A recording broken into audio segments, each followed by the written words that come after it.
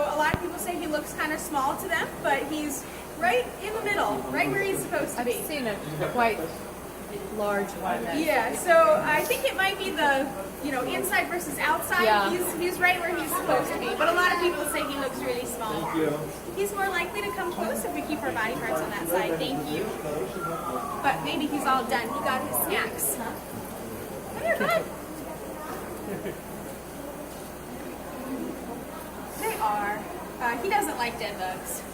But woodpeckers can peck 20 times a second, which creates a force of over 1,000 times the force of gravity, which is a lot. Humans can handle about 100 times the force of gravity before we start to get concussions.